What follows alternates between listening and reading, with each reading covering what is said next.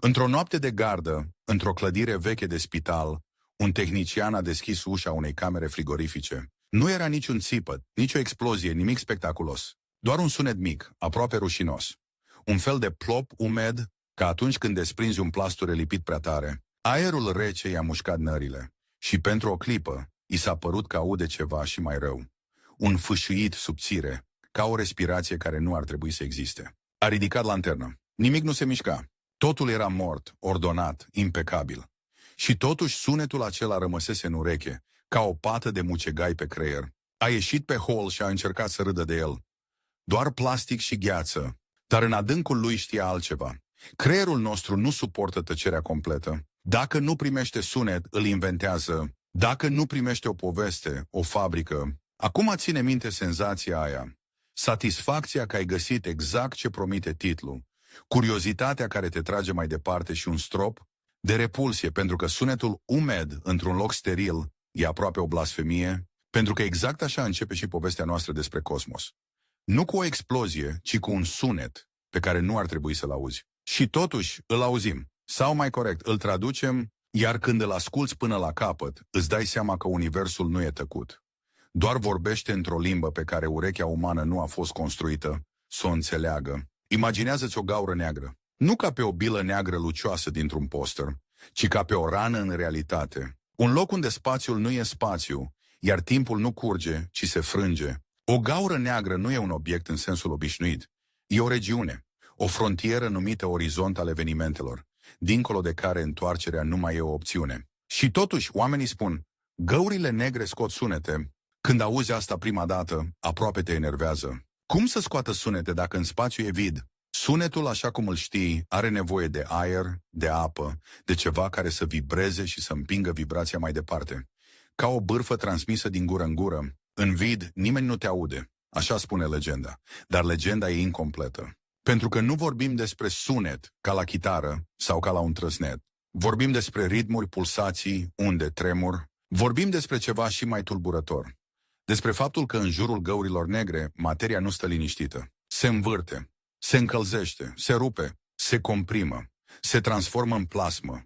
O supă incandescentă de particule care nu mai respectă bunul simț al solidelor și lichidelor. Aici începe primul act al poveștii noastre, iluzia tăcerii. Într-o galaxie îndepărtată, o gaură neagră supermasivă stă în centru ca un rege pe tron. Nu o vezi direct, dar îi vezi curtea, stele care orbitează prea repede. Nori de gaz care cad ca niște perdele rupte. Și mai ales vezi discul de acreție. Un inel uriaș de materie care se învârtește până când frecarea îl încălzește la temperaturi absurde. Dacă ai putea să te apropii, și nu poți, ai vedea un spectacol grotesc. Materia nu cade simplu, ci e dezbrăcată strat cu strat, smulsă, întinsă ca o gumă, transformată în spirale de foc invizibil. În mod normal, asta nu scoate sunet în vid, dar scoate altceva. Radiație, lumină în raze X, pulsuri, semnale. Iar semnalele au o proprietate magică. Pot fi transformate în sunet. Aici e primul twist, primul pas prin care universul devine audibil. Oamenii nu au pus microfoane lângă gaura neagră. Au luat date, variații de lumină, intensități, frecvențe, oscilații și le-au mapat în intervalul pe care urechea îl poate percepe. Asta se numește sonificare. Practic, e ca și cum ai lua mișcarea unui seismograf și ai spune: dacă această linie ar fi o melodie, cum ar suna? S-ar putea să simți un mic disconfort aici, pentru că mintea ta vrea să creadă că sunetul e real, fizic, ca un zgomot în aer, dar în spațiu sunetul direct nu călătorește. În schimb, informația călătorește, iar noi o convertim într-o experiență auditivă, ca să o putem simți cu instinctele noastre vechi, de vânători. Și totuși, asta nu e tot. Pentru că există situații în care, chiar și fără sonificare, găurile negre pot produce unde depresiune într-un mediu real, iar mediul real există în cosmos mai des decât ai crede. Aici vine a doua surpriză. Spațiul nu e un vid perfect. Între galaxii există gaz rar, dar nu zero. În interiorul roiurilor de galaxii există un mediu fierbinte, subțire, numit mediul infraroi, atât de fierbinte încât strălucește, în raze X, atât de rar încât ai putea traversa ani lumină și să nu lovești nimic cu fața, și totuși suficient de material încât undele de presiune să se poată propaga. Gândește-te la asta ca la o mare extrem de rară, Nu valuri care îți udă picioarele, ci valuri care îți mângâie atomii odată la câțiva kilometri. Dacă o gaură neagră din centrul unui roi de galaxii aruncă jeturi de particule și o face, ea poate împinge acel gaz, poate sculpta cavități, poate genera unde de presiune. Într-un fel sinistru, ea bate în mediul cosmic ca într-o tobă gigantică. Și acum, imaginează scena. O gaură neagră nu e doar un aspirator cosmic. Uneori e un monstru care scuipă jeturi relativiste. Particule accelerate aproape la viteza luminii ies din apropierea orizontului evenimentelor pe direcții opuse. Ca două sulițe, nu ies din interior, ci din dansul nebun al câmpurilor magnetice și al plasmei care se învârte în jur. Gura neagră nu scapă materie dinăuntru. Ea orchestrează materia din afară într-o coregrafie violentă și când acele jeturi lovesc gazul din jur, nu e liniște, e impact, e compresie, e o lovitură care poate genera unde, ca atunci când trântești ușa într-o cameră. Doar că camera e de mii de ani lumină, iar ușa e un fascicul de energie care rulează prin spațiu ca o lamă. În acest punct, tensiunea crește natural. Dacă găurile negre pot modela mediul cosmic, atunci sunetul lor nu e doar o traducere artistică. Poate fi o urmă fizică reală, o vibrație în materia dintre galaxii. Dar înainte să alergăm spre concluzie, trebuie să intrăm în laboratorul întunecat al ideii. Ce anume sună, de fapt? Pentru urechea ta, sunetul e presiune oscilantă, o alternanță între mai mult și mai puțin într-un mediu, dar în limbajul fizicii sunetul e doar o undă, iar undele apar oriunde ai o mărime care poate oscila și se poate transmite. Așa că, atunci când oamenii spun sunetul găurii negre, se pot referi la trei lucruri diferite, iar confuzia dintre ele e motivul pentru care subiectul devine atât de seducător. Sunet tradus, sonificare. Datele sunt convertite în audio. Nu e sunet care călătorește prin aer, ci informație tradusă pentru ureche. Unde de presiune în gaz cosmic.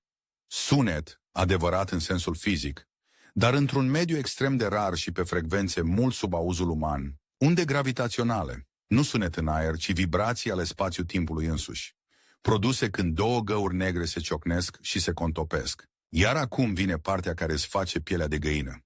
Toate trei sunt reale în felul lor. Și toate trei, când sunt aduse în domeniul auzului, sună nepotrivit de organic. De parcă cosmosul ar avea corzi vocale. De parcă ar respira. Asta e partea respiră care îți poate provoca o mică repulsie. Pentru că dacă există un loc care nu ar trebui să pară viu, acela e lângă o gaură neagră. Să începem cu primul tip, cel mai cinstit în ceea ce privește metoda, dar cel mai periculos în ceea ce privește emoția, sonificarea. Oamenii au observat că lumina emisă de discurile de acreție nu e constantă. Ea pâlpâie, uneori regulat, alteori haotic, ca o inimă care uită ritmul. Aceste variații pot avea periodicitate. Așa numitele oscilații quasi-periodice, ele nu sunt bătăi perfecte de metronom. Sunt ca un cântăreț care își caută tonalitatea în timp ce scena arde. Când iei acele variații și le mapezi pe frecvențe audio, obții ceva ce seamănă cu un zoom Z, un puls, un bâzâit, care pare să te privească înapoi. Dar de ce pâlpâie lumina? Pentru că materia din disc nu e o autostradă liniștită. Este turbulență, este fricțiune, este magnetism, este instabilitate, discul se poate ondula, se poate înclina, poate avea regiuni mai dense care se rotesc și intră periodic în câmpul vizual al instrumentelor noastre. În apropierea găurii negre, gravitația e atât de intensă încât chiar și lumina își schimbă traiectoria. Iar dacă gaura neagră se rotește, ea răsucește spațiul din jur. Un efect care face ca mișcările să devină și mai bizare. Ca un vortex invizibil. Acum puneți în minte o imagine. Un râu de metal topit care se învârte în jurul unei guri de canalizare fără fund. Din loc în loc apar bulgări mai denși, ca niște cheaguri care se încălzesc și se răcesc. Fiecare cheag trimite un flash de rays X. Noi nu vedem râu, vedem flash-urile. Și din flash-uri construim o melodie. Asta îți dă satisfacția. Da, găurile negre scot sunete, pentru că avem date care, traduse, devin audio. Titlul nu te minte, îți dă interes. Dacă asta e doar traducerea, atunci ce e sunetul care ar exista chiar și fără noi? Și îți dă un strop de dezgust, pentru că melodia e făcută din materia care e sfâșiată, încălzită, dezmembrată până devine plasmă. E muzică din tortură cosmică. Bun, dar acum vine al doilea tip, cel care schimbă tonul poveștii din noi interpretăm, în universul chiar vibrează. Când o gaură neagră supermasivă aruncă jeturi, ea poate crea bule în gazul din jur, bulele se extind, împing gazul, iar împingerea se propagă ca unde, într-un mediu dens, asta ar fi un sunet clar. În mediul cosmic, frecvența e atât de joasă, încât urechea ta n-ar auzi, nici dacă ai avea un costum spațial cu difuzoare lipite de timpane. Ar fi un infrason colosal, un hum mai lent decât respirația unei planete. Și totuși, dacă îl aduci în domeniul audibil, dacă îl accelerezi, dacă îl traduci, se aude ca un geamăt. Ca o balenă, dar făcută din gravitație și gaz fierbinte. Twistul aici e psihologic. Nu te sperie faptul că e tare, te sperie faptul că e lent. Mintea ta e obișnuită ca pericolul să fie brusc. Un pognet, o bubuitură, dar pericolul cosmic e adesea ca un proces de putrefacție. Începe încet, aproape elegant, și abia mai târziu îți dai seama că ai stat lângă ceva care te-a schimbat. Aici tensiunea urcă. Pentru că dacă găurile negre pot cânta în gazul cosmic, atunci ele nu sunt doar consumatoare. Sunt și sculptori, sunt și instrumente. Și asta înseamnă că sunetul lor poate avea efect. Poate încălzi gazul, poate împiedica formarea de stele, poate regla viața galaxiilor, ca un dirijor cu o baghetă invizibilă. Și acum, al treilea tip de sunet intră ca o lamă, undele gravitaționale. Aici nu mai vorbim de aer sau gaz, vorbim de spațiu-timp, de țesătura realității. Când două găuri negre se învârt una în jurul celeilalte, ele pierd energie. Dar nu o pierd ca o mașină care se încălzește, o pierd prin unde gravitaționale, valuri în geometria universului.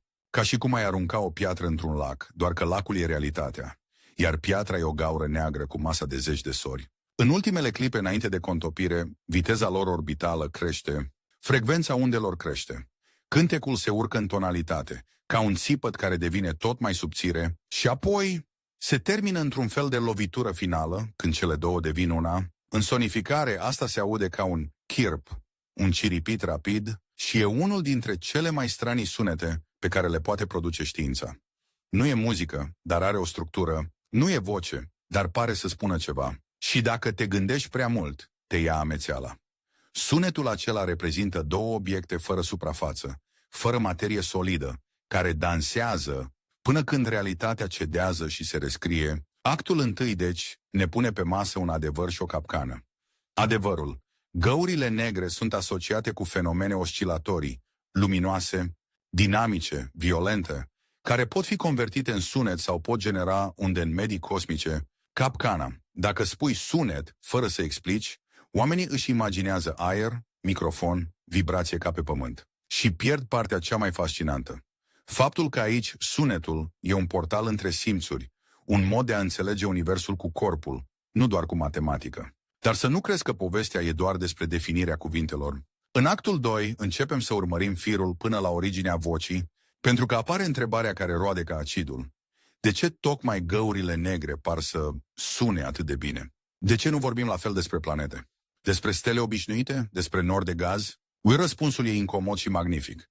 Pentru că găurile negre sunt mașini perfecte de transformat, gravitația în ritm, sunt generatoare de extrem, iar extremul produce semnale clare. În apropierea unei găuri negre, timpul pentru tine și timpul pentru altcineva nu mai sunt același lucru. Orbitarea devine mai rapidă, evenimentele se comprimă, lumina se întinde și se strânge, materia e forțată să aleagă între a rămâne în disc sau a se prăbuși. Asta produce variabilitate. Și variabilitatea e materia primă a sunetului. Și există încă o imagine care merită să-ți rămână lipită de retină. Dacă ai putea vedea sunetul ca pe un relief, ai observa că multe semnale de la găuri negre arată ca niște valuri într-o carne translucidă. Da, știu, e scârbos.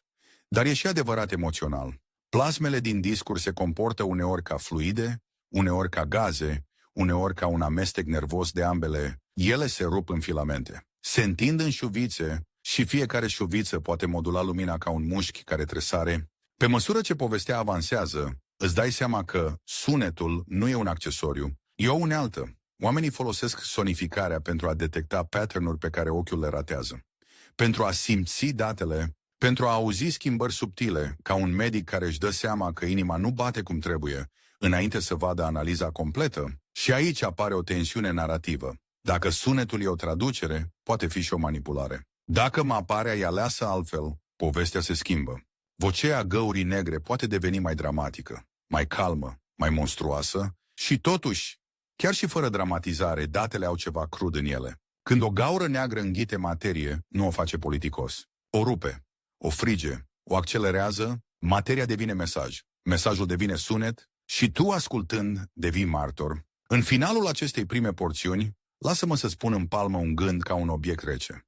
Dacă ai fi suficient de departe încât să nu mori și suficient de aproape încât să observi, ai vedea că găurile negre nu sunt doar găuri. Sunt instrumente care transformă universul în semnal. Iar semnalul, odată tradus, seamănă suspect de mult cu un cântec funebru. Un cântec care nu se termină repede. Un cântec care continuă în frecvențe pe care nu le auzi, dar care există. Și exact aici e cârligul care te ține până la capătul întregii povești. În actul 2 vom coborî în mecanisme, cum apar oscilațiile, cum se nasc jeturile, cum undele devin urme în gaz, cum undele gravitaționale ajung să fie auzite de instrumente și de ce unele sunete ale găurilor negre sunt de fapt ecouri ale unor evenimente care s-au întâmplat cu miliarde de ani în urmă, iar în actul 3 vine partea care răstoarnă masa. De ce uneori sunetul nu e despre gaură neagră, ci despre noi, despre felul în care mintea umană caută voce în întuneric și ce riscăm când o găsim. Bun, atunci hai să coborâm mai jos decât povestea de pe suprafață. Pentru că dacă sunetele găurilor negre te-au prins, partea cu adevărat neliniștitoare abia începe. Nu faptul că le putem auzi, ci de ce au un ritm atât de recognoscibil, de ce dintre toate lucrurile din univers, tocmai lângă aceste guri ale nimicului apar bătăi, pulsații, ciripituri, geamete lente și explozii de semnal care par aproape intenționate. Imaginează-ți că ești un grăunte de praf care cade spre o gaură neagră. Nu vezi negru, vezi o furtună de lumină care nu se mai termină. În jurul tău e discul de acreție, un inel de plasmă care nu curge ca apa, ci ca o rană incandescentă. Dacă ai pune mâna pe el, nu ți-ai arde pielea, ți-ai pierde ideea de piele. Materia e atât de fierbinte încât atomii nu mai sunt. Atomii tăi sunt doar nuclee și electroni despărțiți, înspăimântați, alergând, ca într-un incendiu fără ieșire. Și acum apare primul mecanism care face ca acest iad să devină muzical. Diferența de viteză. Discul nu se rotește ca o roată solidă. Este forfecare. Interiorul se învârte mai repede decât exteriorul. Ca un pachet de cărți împins dintr-o parte, straturile se freacă, se smulg, se agită, iar acea agitație produce ceva ce fizicienii ar numi instabilitate. Pentru noi e mai simplu. Tremur, dar nu e un tremur întâmplător. În natură, când ai o structură supusă unei forțe extreme, ea nu se agită la infinit în toate modurile. De obicei apar moduri preferate, ritmuri care se repetă, ca atunci când bați într-o masă și ea răspunde cu o vibrație anume. Nu, cu toate vibrațiile posibile, aici intră în scenă o idee care sună banal, dar e cheia. Rezonanța. În apropierea găurii negre există orbite preferate, regiuni unde materia poate sta o clipă mai mult înainte să fie măcinată. Sunt locuri unde oscilațiile devin coerente. Când acea coerență se imprimă în lumină, mai ales în raze X, tu primești nu doar strălucire, ci ritm, iar ritmul tradus devine sunet. Acum twistul. Ce pare vocea găurii negre e adesea vocea discului care suferă, nu a găurii negre în sine. Gaura neagră e ca o gură închisă, nu emite aproape nimic direct, dar ceea ce se întâmplă în jurul ei urlă. Și dacă vrei un tablou care să te prindă de gât, în interiorul discului pot apărea regiuni mai dense, ca niște cheaguri. Acestea se rotesc, se încălzesc și pentru fracțiuni de secundă devin mai luminoase decât restul. Apoi se rup, se subțiază, dispar. Pe înregistrările noastre, asta arată ca o inimă care bate prost. Bum! Pauză, bum, bum, pauză lungă, bum. Într-un fișier audio, asta devine o bătaie metalică.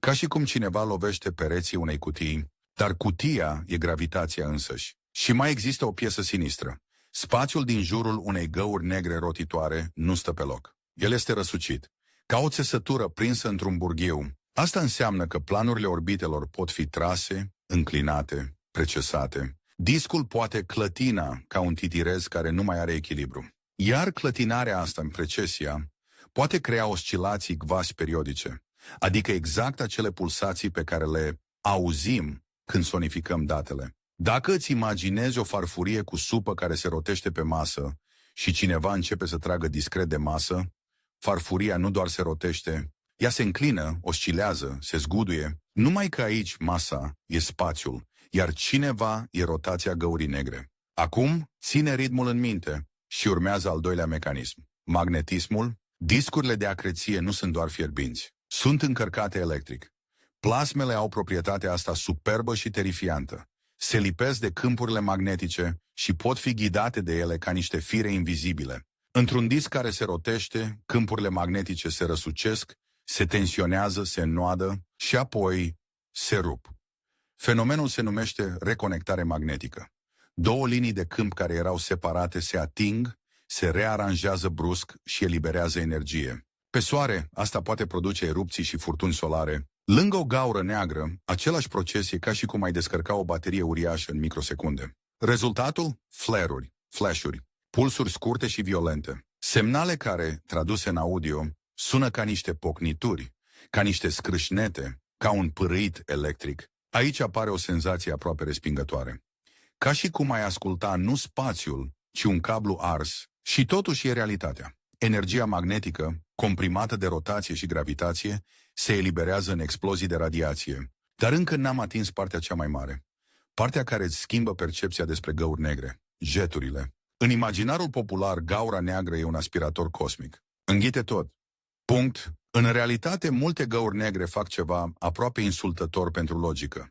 Aruncă material înapoi în univers sub formă de jeturi colimate, înguste de energie și particule. Uneori jeturile sunt mai lungi decât întreaga galaxie gazdă. Da, ai citit bine. Un fenomen pornit dintr-o regiune mai mică decât sistemul solar poate sculpta structuri de mii și zeci de mii de ani lumină. Cum e posibil? Nu printr-un tunel din interior, nu printr-un truc de magie, printr-o combinație de rotație, câmpuri magnetice și faptul că în apropierea orizontului evenimentelor, energia poate fi extrasă din mișcarea găurii negre însăși. Imaginează-ți că gaura neagră rotitoare e ca un titirez imens de energie cinetică. În jurul ei, câmpurile magnetice devin ca niște frânghii întinse. Dacă frânghiile sunt prinse în plasma discului și ating regiunea în care spațiul e răsucit, ele pot trage energie și o pot canaliza în două fascicule opuse. Și acum fii atent la imagine. Jetul nu e o flacără, e o suliță. În el particulele nu se mișcă repede.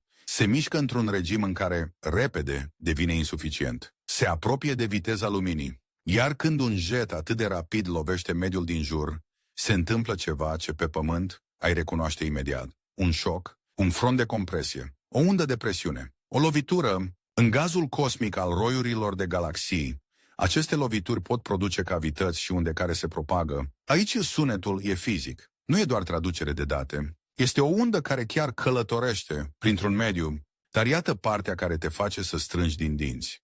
Frecvența acestor unde poate fi atât de joasă încât o singură oscilație completă ar dura mai mult decât o civilizație umană. E ca și cum ai asculta o tobă care bate odată la câteva milioane de ani. Și totuși, dacă iei datele și le comprimi în timp, dacă faci ceea ce face mintea când accelerează un film în care se usucă vopseaua, acea tobă devine un hum, un geamăt, o vibrație constantă. Șocantul nu e că sună.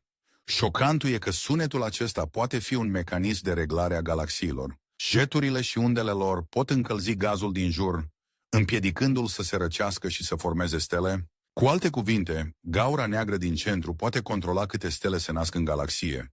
Ca un termostat cosmic, e un twist de putere. Monstrul nu doar distruge, monstrul administrează. Și aici tensiunea din actul 2 urcă. Dacă găurile negre sunt dirijori, atunci sunetul lor e batonul lovind pupitrul. Dar nu e încă suficient de întunecat, pentru că mai există un tip de ritm care nu se propagă prin gaz, ci prin realitate. Și el e cel mai pur dintre toate, undele gravitaționale. Când două găuri negre se apropie una de alta, ele nu se aud prin aer, se simt prin gravitație, orbitează, pierd energie și se strâng tot mai mult. În final devin atât de apropiate încât tot ce era spațiu-timp acolo începe să se unduiască violent. Unda gravitațională e ca un val care strânge și întinde distanțele. Nu te împinge ca sunetul în aer, îți schimbă metrul cu care măsori, îți deformează rigla. Și acum imaginează-ți ceva de un absurd tulburător. Într-un moment de contopire, pentru o fracțiune extrem de mică de secundă, puterea, emisă în unde gravitaționale poate depăși strălucirea combinată a tuturor stelelor din universul observabil. Nu ca lumină, ci ca deformare a realității. Apoi, imediat, totul se liniștește. Rămâne o singură gaură neagră care sună, pentru scurt timp, într-un mod numit ringdown. Ca un clopot lovit, doar că clopotul e geometria spațiului și aici e un moment perfect de groază subtilă.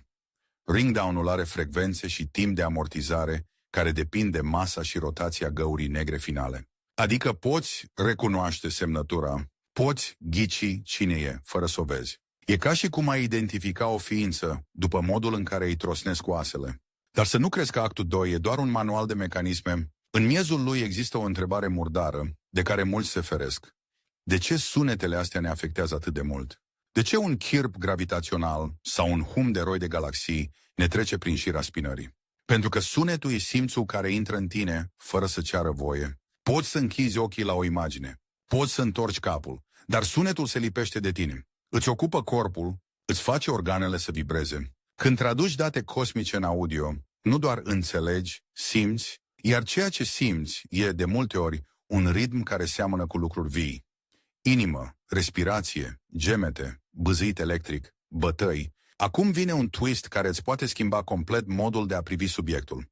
Uneori, sunetul găurii negre nu e o proprietate a găurii negre, ci o proprietate a modului în care noi alegem să mapăm datele. Dacă faci o mapare liniară, obții un anumit efect. Dacă faci o mapare logaritmică, altul. Dacă atribui intensității volum și frecvenței înălțime tonală, obții o melodie. Dacă inversezi, obții o sirenă. Aceeași realitate poate suna ca o rugăciune sau ca un accident industrial. Și aici se naște o tensiune morală. Cât din vocea cosmosului este cosmos și cât este interpretarea noastră? Pentru că există riscul să ne îndrăgostim de sunet și să uităm că e o traducere, să credem că am auzit adevărul când de fapt am auzit o alegere de design. Dar există și reversul și el e chiar mai interesant. Traducerea poate scoate la iveală pattern-uri pe care nu le vedeai. Urechea umană e absurd de bună la a detecta schimbări mici în ritm și frecvență. E antrenată evolutiv să audă pași în iarbă, să audă o respirație ascunsă, să audă când o inimă bate altfel. Când pui datele în sunet, activezi un detector vechi de sute de mii de ani, un detector care uneori prinde diferențe pe care graficele le ascund. Așa că actul 2 devine, fără să vrei, un joc periculos între adevăr și iluzie. Da, există vibrații reale în gaz cosmic. Da, există vibrații reale ale spațiu-timpului. Și da, există vibrații în date, pe care noi le facem audibile. Dar modul în care le auzi îți poate schimba emoția, iar emoția îți poate schimba credința despre ce e real. Și acum, ca să împingem povestea spre un punct de maximă tensiune, trebuie să introducem un element care pare mic, dar e monstruos. Întârzierea în timp. Când asculți un sunet de gaură neagră, de cele mai multe ori nu asculți un eveniment acum, asculți ceva care s-a întâmplat cu milioane sau miliarde de ani în urmă. Lumina a călătorit. Undele gravitaționale au călătorit, semnalul a traversat spațiul ca un mesaj în sticlă, plutind într-un ocean rece, iar tu îl deschizi astăzi, în căști, într-o cameră caldă, și îl simți ca pe un lucru prezent. Asta e partea cu adevărat strănie. Pentru câteva secunde, timpul se pliază. Universul îți pune în palmă o vibrație veche, iar corpul tău o interpretează ca pe ceva care se întâmplă acum. E o formă de intimitate cu trecutul cosmic, dar și o formă de înșelătorie a simțurilor. Și acum vine scena care ridică totul la un nivel aproape grotesc. Contopirea a două găuri negre nu e o coliziune ca două bile care se lovesc. Nu există suprafețe care se sparg, există doar o spirală de spațiu-timp care se strânge până când conceptul de două se evaporă. În ultimele milisecunde, orbitele devin atât de rapide încât semnalul urcă în frecvență. Ca un țipăt care crește, în sonificare tu auzi ciripitul. Dar în realitate, dacă ai fi acolo, și nu poți fi, ai fi martorul unui fenomen care nu are analogie directă în viața umană. Realitatea însăși făcând valuri. Acum, după toate aceste mecanisme, îți pun o întrebare care pregătește actul 3. Dacă sunetele sunt atât de reale și atât de interpretabile, atunci ce se întâmplă când noi începem să le căutăm obsesiv? Când începem să le auzim și acolo unde nu sunt? Când mintea noastră vrea atât de mult o voce în întuneric încât o inventează? Pentru că asta ne întoarce la mini-povestea de la început, cu frigiderul și fâșâitul. Creierul urăște tăcerea. În tăcere își fabrică sunete, În necunoscut își fabrică intenții, în cosmos își fabrică povești, iar în actul 3 exact asta o să facem. O să împingem subiectul până la marginea confortului. O să vorbim despre sunete, care sunt ecouri ale unor șocuri cosmice, despre felul în care un roi de galaxii poate deveni un instrument uriaș, despre cum undele gravitaționale au deschis o astronomie a auzului și despre cel mai mare twist, că în unele cazuri, nu găurile negre vorbesc, ci universul își folosește monștri ca să transmită mesaje despre structura lui. Și, dacă rămâi până la capăt, o să înțelegi ceva aproape incomod. Uneori ceea ce numim sunetul găurii negre este de fapt sunetul limitelor noastre, expuse și făcute audibile. Bine, acum intrăm în zona în care povestea nu mai e doar despre cum se produce un semnal, ci despre cum se naște o lume întreagă din acel semnal, pentru că actul 3 e locul în care se întâmplă două lucruri simultan. Știința devine mai precisă, iar emoția devine mai periculoasă. Ca atunci când aprinzi lumina într-un subsol și vezi exact ce te speria în întuneric. Dar tocmai claritatea te lovește mai tare decât frica. Ține minte cele 3 feluri de sunet despre care am vorbit. Traducerea datelor, undele de presiune în gaz cosmic și vibrațiile spațiu-timpului. În actul 3 nu le mai tratăm ca pe 3 capitole separate. Le tratăm ca pe 3 instrumente din aceeași orchestră. Și orchestra asta cântă o piesă cu un subiect central, controlul. Nu controlul pe care îl ai tu, cu mâna pe volan, ci controlul cosmic, rece, imens, unde un singur obiect invizibil poate regla temperatura unui roi de galaxii, poate decide dacă se nasc stele sau nu, poate sculpta mediul intergalactic fără să atingă nimic direct. Iar dacă asta nu te înfioară, atunci imaginează-ți altceva. Că noi, oamenii, stăm la miliarde de kilometri distanță, cu detectoare, fragile și totuși reușim să prindem aceste reglaje ca pe niște vibrații. Hai să facem un pas înapoi și să vedem scena mare. Un roi de galaxii, nu o singură galaxie, ci un oraș cosmic cu sute sau mii de galaxii, legate gravitațional, înnecate într-o mare de gaz extrem de fierbinte. În această mare, o gaură neagră supermasivă din galaxia centrală își face politica energetică. Dacă jeturile ei sunt active, ele pot împinge gazul, pot crea cavități, pot genera unde. Dacă jeturile slăbesc, gazul se poate răci, poate cădea spre centru și poate hrăni din nou gaura neagră, care iar se aprinde. E un ciclu, un fel de respirație, doar că plămânii sunt de milioane de ani lumină. Și aici apare primul twist al actului 3. Ceea ce numim sunet poate fi de fapt semnătura unui feedback. Un mecanism de autoreglare. În natură, feedback-ul e peste tot. Termostatul, transpirația, hormonii, ecosistemele. Dar în cosmos, când feedback-ul e condus de o gaură neagră, el capătă un aer de blasfemie. De ce ar avea universul nevoie de un termostat atât de monstruos? Răspunsul e simplu și rece.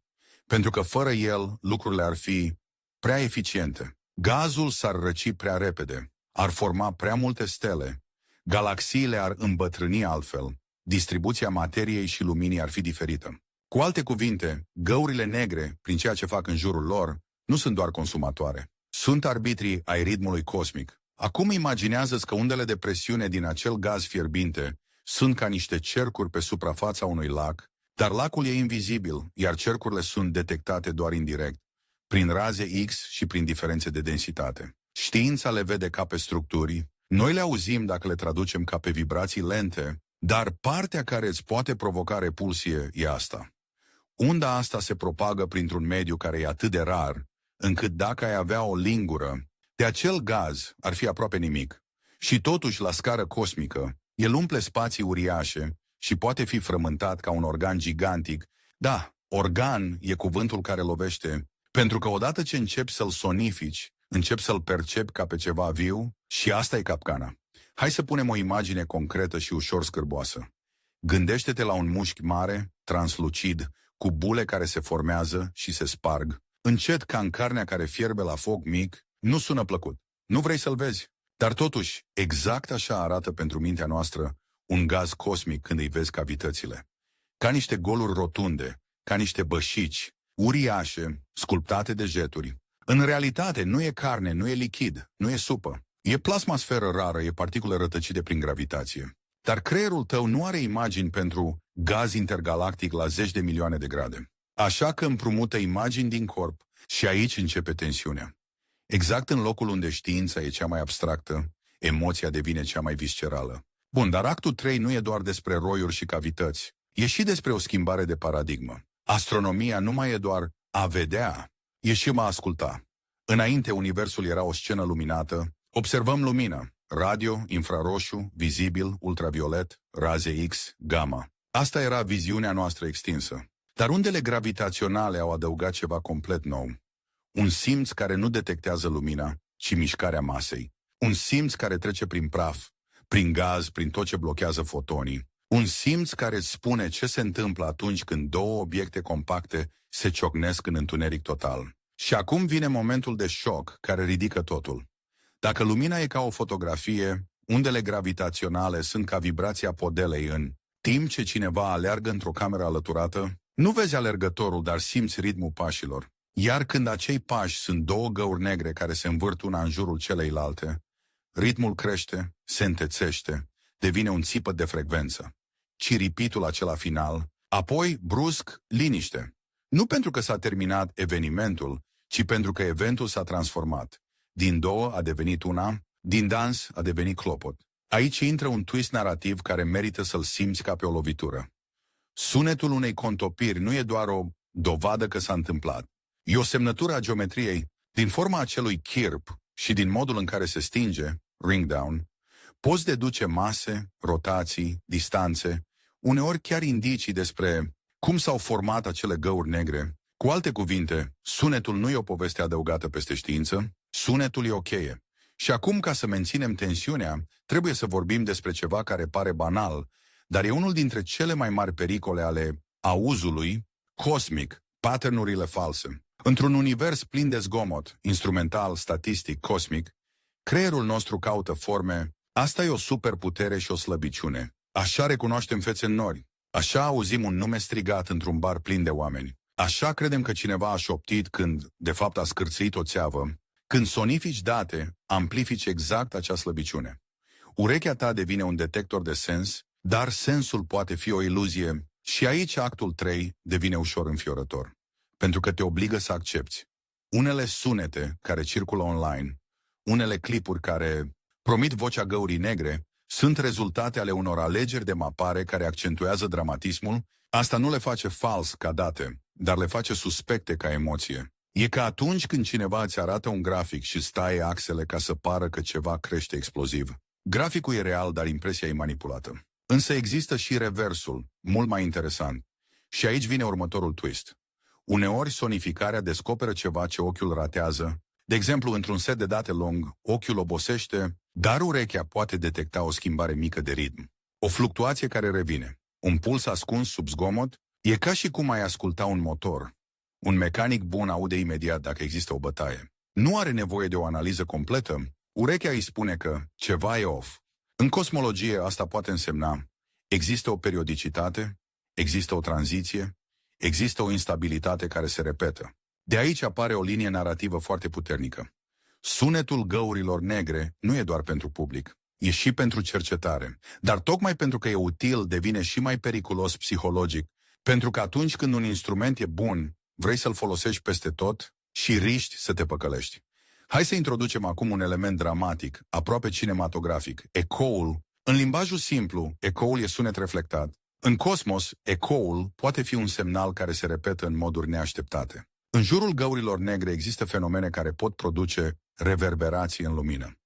O erupție de raze X lovește discul, se reflectă, ajunge la noi cu întârziere, apoi încă o dată, în funcție de geometrie. Asta când o sonifici poate suna ca o lovitură urmată de o replică, ca într-o peșteră. Dar peștera nu e din piatră, e din curbura spațiului. Și asta e o propoziție care ar trebui să te facă să te oprești o secundă.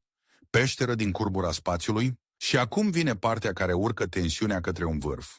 În apropierea unei găuri negre, lumina poate fi întoarsă înapoi. Poate orbita pentru scurt timp, poate face bucle. Nu ca un bumerang aruncat în aer, ci ca un lucru prins într-un șanț gravitațional. Când ai un flare puternic, o parte din fotoni pot ajunge la tine pe trasee diferite, cu întârzieri diferite. Dacă le asculți ca pe un sunet, ai impresia unui spațiu care răspunde înapoi. Ca un monstru care îți repetă cuvintele, dar mai distorsionat, aici e momentul de repulsie subtilă. Ți se poate părea că gaura neagră are o cavitate internă, care răsună, dar nu e cavitate, e doar geometrie. Și totuși, pentru creierul tău, diferența e mică. În ambele cazuri pare o gură care răspunde, bun, avem feedback cosmic, avem astronomie prin auz, avem ecouri, dar actul 3 trebuie să introducă și ceva care să răstoarne din nou masa. Nu toate sunetele sunt despre găuri negre. Unele sunt despre mediul prin care trec. Imaginează-ți că ai un difuzor într-o cameră, piesa e aceeași, dar dacă schimbi camera, mai mică, mai mare, cu mobilă, fără mobilă, sunetul se schimbă. În cosmos, camera poate fi un nor de gaz, o regiune cu câmp magnetic, un mediu turbulent, un roi întreg. Un jet poate produce unde, dar forma undelor îți spune și despre densitatea mediului. Un șirp gravitațional îți spune despre mase, dar și despre faptul că undele au traversat un univers în expansiune. Deci, sunetul găurii negre este uneori și sunetul drumului. Și acum, ca să păstrăm creșterea de tensiune, să vorbim despre un lucru pe care lumea îl iubește și îl înțelege greșit. În spațiu, nimeni nu te aude. Adevărul e mai brutal. În spațiu, nimeni nu te aude în modul în care ești obișnuit. Dar universul are medii peste tot. Are plasmă, are gaz, are praf, are câmpuri, are țesătură de spațiu-timp. Sunetul, ca idee de undă, există peste tot. Doar că uneori nu e undă de presiune, ci undă de densitate, undă magnetică, undă gravitațională. Noi alegem să numim multe dintre ele sunet, ca să le aducem în zona instinctului uman și aici se află o capcană narrativă. Cu cât e mai frumos de ascultat, cu atât e mai ușor să uiți că e o traducere. Acum urmează un moment de tensiune personală, ca o mică scenă. Îți pui căștile, închizi luminile, apeși play pe un clip care promite sunetul unei găuri negre. Auzi un hum, apoi un puls, apoi un ciripit, îți imaginezi un monstru în întuneric. Îți vine să te întrebi, dacă aș fi acolo, aș auzi asta? Și răspunsul în mod frustrant e, depinde despre ce sunet vorbim. Dacă e sonificare, ai auzit doar dacă ai traduce. Dacă e undă de presiune în gaz, ai avea nevoie de un mediu și de un corp care să perceapă frecvențe imposibil de joase. Dacă e undă gravitațională, nu ai auzi cu urechea, dar ai simți dacă ai avea un instrument care măsoară distanțe cu o precizie absurdă. Dar ceea ce e important nu e răspunsul tehnic. Important e efectul. Faptul că întrebarea te face să simți că ești aproape și asta e magia și pericolul. Și acum vine twistul cel mare al actului 3, cel care schimbă complet rolul sunetelor. Uneori găurile negre nu doar scot sunete ca să le auzim noi. Noi le auzim pentru că sunetele sunt semnături ale unor legi fundamentale. Când asculți ringdown-ul, nu asculți o melodie. Asculți dacă realitatea se comportă așa cum credem. Dacă frecvențele și amortizările se potrivesc cu predicțiile, înseamnă că descrierea noastră a gravitației în regimul extrem rămâne în picioare. Dacă nu s-ar potrivi, ar însemna ceva mult mai tulburător. Că în apropierea găurilor negre, realitatea nu joacă după regulile pe care le-am scris. Aici tensiunea devine aproape existențială. Sunetele găurilor negre sunt, în unele cazuri, teste ale fundamentului universului. Nu e doar entertainment, nu e doar wow. Suntem siguri că înțelegem gravitația? Și dacă nu suntem siguri, atunci tot ceea ce credeam că știm despre timp, spațiu, energie, poate avea fisuri, dar actul 3 nu se termină încă. Mai avem o piesă întunecată. De ce sună atât de organică traducerea? Aici trebuie să fii foarte atent. Nu e pentru că universul e viu, e pentru că noi suntem vii și ne proiectăm. Urechea noastră e calibrată pe voce, pe inimă, pe pași. Când auzim un puls, îl asociem cu un organism. Când auzim un geamăt lung, îl asociem cu durere. Iar când sonifici date cosmice, tu aduci în spațiul auditiv exact acele forme. Puls, geamăt, țipăt, șuier. Într-un fel e ca și cum ai pune un filtru de umanitate peste un fenomen complet inuman. Și aici apare o senzație ușor respingătoare, dar importantă. Uneori clipurile cu sunete de găuri negre au un aer de necrofagie emoțională, ca și cum am face divertisment dintr-o moarte cosmică, pentru că multe semnale pe care le sonificăm vin din evenimente violente. Materie sfâșiată, stele rupte, contopiri catastrofale. Nu e o critică morală, e o observație. Ne hrănim cu senzația de abis, dar o facem printr-un simț intim, invaziv. Sunetul intră în corp și totuși tocmai asta îl face puternic ca poveste Pentru că te obligă să simți un lucru pe care altfel l-ai ține la distanță în formule. Acum, ca să încheiem actul 3 cu o creștere finală de tensiune care pregătește actul 4, îți las o ultimă scenă. Imaginează că nu există doar un sunet singular, ci un fundal, un murmur colectiv al universului. Contopiri de obiecte compacte peste tot. Vibrații, evenimente care se suprapun. Noi prindem unele evenimente ca pe niște ciripituri distincte, dar în spate poate exista un zgomot de fond gravitațional, un fel de mare de vibrații. Dacă îl vom măsura din ce în ce mai bine, vom avea ceva ce seamănă cu o atmosferă a spațiu-timpului. Iar asta e o idee care îți poate da fiori, că realitatea, în esența ei, are un zgomot de fond. Nu tăcere, ci vibrație continuă. Și acum întrebarea care te prinde de guler și te duce spre final. Dacă există un fundal, dacă există feedback, dacă există ecouri, dacă există traducere, atunci sunetul găurilor negre nu e un clip viral, e începutul unei noi relații cu universul. Dar relația asta are un preț. Cu cât îl auzim mai mult, cu atât devenim mai conștienți că suntem într-o lume care nu e făcută pentru noi și totuși poate fi interpretată de noi. Perfect. Acum vine închiderea cercului. Nu cu o concluzie școlărească, ci cu un final care schimbă felul în care sună tăcerea după ce oprești clipul. Pentru că adevăratul motiv pentru care găurile negre scot sunete nu e că universul ar fi făcut pentru urechile noastre, ci pentru că noi am devenit suficient de disperați, suficient de ingenioși și suficient de fragili încât să transformăm orice vibrație în poveste. Îți amintești frigiderul acela și fâșiitul, care nu trebuia să existe? Acum imaginează-ți că nu e un frigider, ci cosmosul, și că fâșiitul nu vine de la plastic și gheață, ci de la modul în care realitatea se încordează și se relaxează. De la modul în care gazul dintre galaxii tremură, cum tremură o frunză în aer foarte rece. De la modul în care două obiecte invizibile își întind gravitația ca pe niște mâini. Și când se ating, podeaua universului vibrează. Dar înainte să închidem, hai să facem ceva periculos.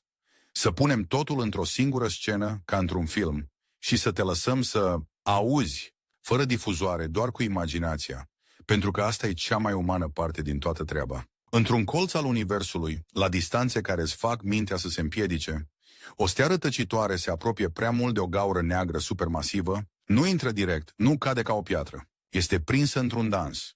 Gravitația o apucă mai tare pe o parte decât pe cealaltă. Diferența asta, forța de mare, începe să tragă. La început e doar o întindere, apoi e o deformare. Apoi, steaua devine un obiect rușinos de moale, ca o bilă de aluat, trasă în două. Și aici apare imaginea care nu e frumoasă, dar e reală în spirit.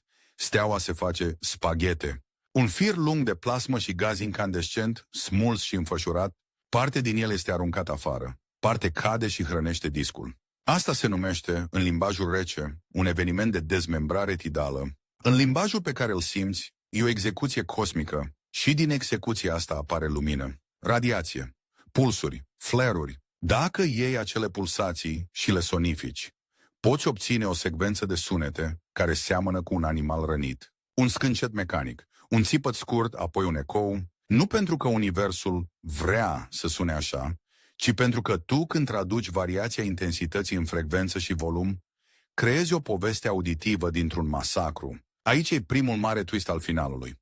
Sunetul te apropie de lucruri pe care ochiul le-ar refuza, un grafic îți permite să rămâi rece, un sunet te obligă să simți și, fără să-ți dai seama, exact aici începe capcana.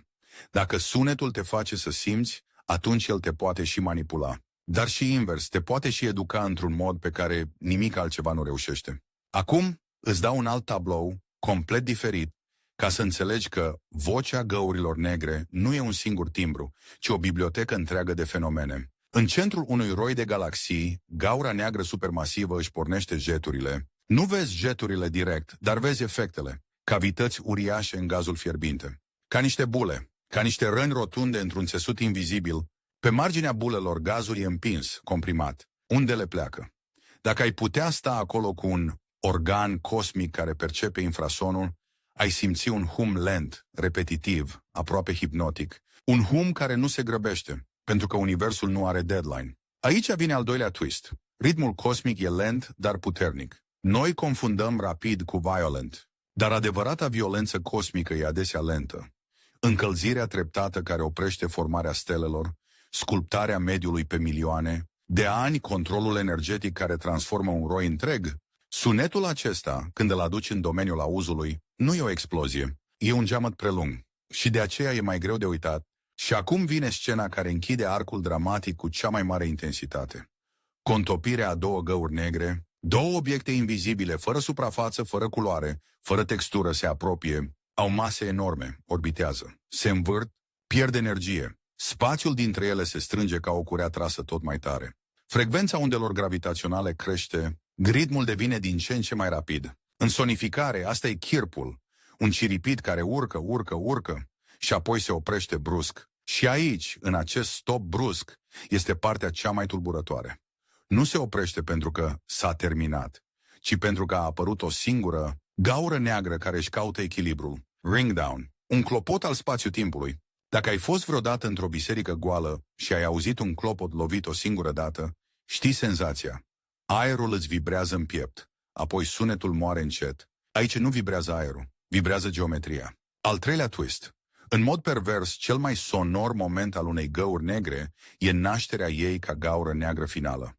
Nu existența ei liniștită. Când e stabilă, e tăcută. Când devine una, face realitatea să cânte. Acum, după aceste 3 tablouri, vine întrebarea finală care le unește.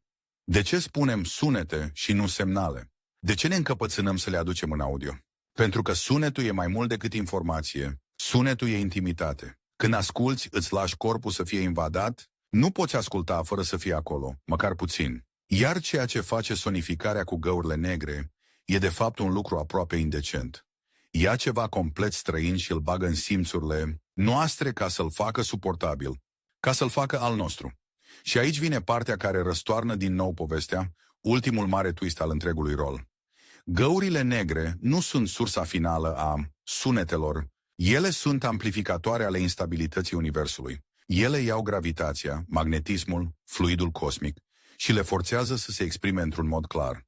Pulsații, șocuri, ringdown. Dacă universul ar fi complet uniform, complet liniștit, complet netted, nu am avea ce să sonificăm în felul acesta. Dar pentru că universul e imperfect, pentru că are turbulență, pentru că are diferențe, pentru că are coliziuni, găurile negre devin locurile unde imperfecțiunea strigă. Și acum îți propun o imagine care poate să-ți lase un gust ușor amar. Acel strop de repulsie de care ai nevoie ca să rămână în memorie. Imaginează-ți că stai cu urechea lipită de o ușă metalică, într-o fabrică, dincolo de ușă nu vezi nimic, dar auzi un bâzâit, un scârțâit, o bătaie ritmică, apoi o lovitură, apoi un fel de tremur. Nu știi ce mașină e, dar știi că e mare. Și știi că dacă ușa s-ar deschide, ai fi în pericol. Așa e și cu găurile negre. Noi nu intrăm acolo. Noi ascultăm ușa, sonificarea și undele gravitaționale sunt urechea lipită de metal. Și acum vine partea care îți dă satisfacția completă. Titlul nu a fost o șmecherie. De ce găurile negre scot sunete? Pentru că și în jurul lor, materia și lumina variază ritmic, iar noi convertim aceste variații în audio ca să le percepem. În medii cosmice reale, jeturile și exploziile energetice pot genera unde de presiune. Un fel de sunet, fizic, extrem de lent, în gazul rar. Iar când găurile negre se contopesc, spațiu-timpul însuși vibrează și produce semnale care, aduse în audio, sună ca un ciripit urmat de clopot, dar nu vreau să termin doar cu explicația. Vreau să termin cu scena care te urmărește, pentru că asta e cheia unui videoclip care rămâne în minte. Imaginează-ți că, într-o zi, tehnologia noastră devine atât de bună, încât nu mai prindem doar ciripituri rare și evenimente izolate. Prindem un fundal, un murmur cosmic gravitațional, o mare de vibrații suprapuse. Nu o să sune ca o melodie frumoasă. O să sune ca un vânt rece, constant, ca un zgomot de mare îndepărtare. Și atunci, într-o noapte obișnuită, cineva își pune căștile și ascultă universul ca pe o stație de radio care nu se oprește niciodată. Și își dă seama de ceva simplu și îngrozitor. Tăcerea pe care o credeam acolo sus nu a existat niciodată. Noi doar n-aveam urechi pentru ea. Iar acum, ultimul twist, ultimul cui. Când oprești sunetul, nu se oprește universul. Se oprește doar traducerea ta. Găurile negre continuă să-și facă treaba. Să rupă, să accelereze, să sculpteze, să regleze. Undele continuă să se propage. Spațiu-timpul continuă să vibreze, încet ca o piele întinsă pe un cadru uriaș. Și dacă te întrebi ce e cel mai uman lucru din toată povestea, răspunsul e acesta. Faptul că noi am ales să numim asta sunet, nu pentru că e un sunet în aer, ci pentru că e singura formă prin care un animal mic, pe o planetă mică, poate face fața abisului, transformându-l într-o experiență pe care o poate simți în oase. Așa că, data viitoare când auzi un chirp gravitațional sau un hum sonificat dintr-un roi de galaxii, amintește-ți, nu asculți o gaură neagră vorbind, asculți universul trecând printr-o rană a realității și lăsând în urmă o urmă de ritm. Și poate cea mai stranie parte e că, pentru o secundă, ritmul acela se potrivește cu tine.